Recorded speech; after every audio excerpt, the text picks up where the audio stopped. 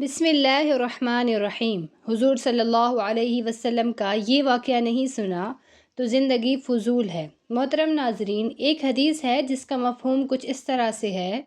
کہ سیدنا حضرت ابو ہریرہ بیان کرتے ہیں کہ نبی کریم صلی اللہ علیہ وسلم نے فرمایا، میری امت کے تمام لوگ جنت میں جائیں گے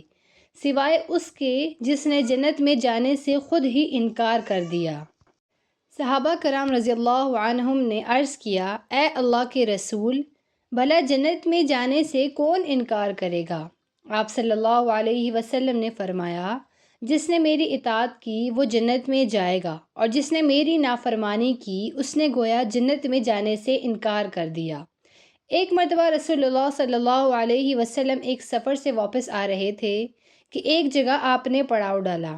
قریب ہی ایک بستی تھی جس میں ایک عورت کا تندور تھا۔ اس عورت نے لشکر کی روٹیاں پکائی۔ جب وہ عورت اپنے کام کاج سے فارغ ہو گئی تو صحابہ کرام سے کہنے لگی، میں تمہارے سردار سے بات کرنا چاہتی ہوں، کیونکہ میں نے سنا ہے کہ وہ صاحب جمال بھی ہیں اور صاحب کمال بھی ہیں۔ صحابہ کرام اسے رسول اللہ صلی اللہ علیہ وسلم کے پاس لے آئے۔ کہنے لگی، اے اللہ کے پیارے رسول، میں آپ سے ایک بات پوچھنا چاہتی ہوں۔ رسول اللہ صلی اللہ علیہ وسلم نے فرمایا، پوچھئے، کیا پوچھنا چاہتی ہیں؟ کہنے لگی، میں ایک ماں ہوں، تندور میں روٹیاں لگاتی ہوں اور یہی میرا ذریعہ روزگار ہے۔ میرا ایک چھوٹا سا بچہ ہے، میں اس کو آگ کے قریب نہیں آنے دیتی کہ اس کو کہیں آگ یا انگارے سے کوئی تکلیف نہ پہنچے۔ میں خود تندور کے اندر آگ میں اپنا ہاتھ ڈال کر روٹیاں بھی لگاتی ہوں اور نکالتی بھی ہوں، لیکن میں اپنے بچے کو گرم ہوا کے لگنے کو پسند نہیں کرتی۔ تو میں نے سنا تھا کہ ساری دنیا کی ماؤں کی محبتوں کو جمع کر دیا جائے، اس سے 70 گنا زیادہ بندوں سے اللہ پاک محبت کرتے ہیں، تو اللہ پاک بندے کو جہنم میں جانا کیسے پسند فرمائیں گے؟ حدیث پاک میں آتا ہے جس کا مفہوم کچھ اس طرح ہے کہ نبی کریم صلی اللہ علیہ وسلم نے یہ بات سن کر سر جھکایا، مبارک آنکھوں میں آنسو آنے لگے، روتے رہے، حتیٰ کہ جبرائیل علیہ السلام اللہ کا پیغام لے کر آئے، میرے محبوب اس عورت کو بتا دیں کہ اللہ نے ان پر ظلم نہیں کیا، انہوں نے اپنی جانوں پر خود ظلم کیا۔ اللہ تعالیٰ تو چاہتا ہے کہ میرا بندہ مجھ سے جو مانگے میں اس کو عطا کرنے کے لیے تیار ہوں، لیکن یہ بات ہے کہ یہ توبہ نہیں کرتے، توبہ کی طرف آتے ہی نہیں بلکہ رب کی ماننے کی بجائے شیطان کی مانتے پھرتے ہیں اور توبہ کو ضائع کرتے ہیں، بھول جاتے ہیں انہوں نے اپنے پاؤں پر خود کلہاڑی ماری، کیونکہ اللہ تو چاہتے ہیں کہ یہ جہنم اور اس کی آگ سے بچ جائیں، یہ تو اپنے عمل کی وجہ سے ہی جہنم میں جائیں گے۔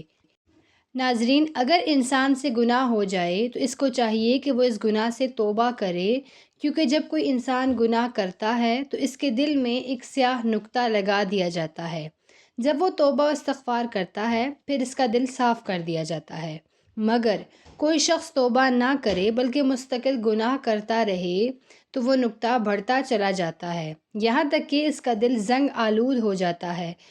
پھر حق قبول کرنے کی صلاحیت ختم ہو جاتی ہے۔ اس سے یہ سمجھ میں آتا ہے کہ جب بھی ہم سے کوئی گناہ ہو جائے تو ہمیں فوراً توبہ کر کے دل کو زنگ آلود ہونے سے بچانا چاہیے۔ رسول اکرم صلی اللہ علیہ وسلم کا فرمان ہے، بے شک جب بندہ ایک گناہ کرتا ہے تو ایک سیاہ نقطہ اس کے دل میں لگا دیا جاتا ہے، پھر جب وہ گناہ چھوڑ دیتا ہے اور استغفار و توبہ کرتا ہے تو اس کا دل صاف کر دیا جاتا ہے، اور جب بغیر توبہ کیے ہوئے دوبارہ گناہ کرتا ہے تو اس نقطہ میں زیادتی کر دی جاتی ہے، یہاں تک کہ وہ پورے دل پر چھا جاتا ہے۔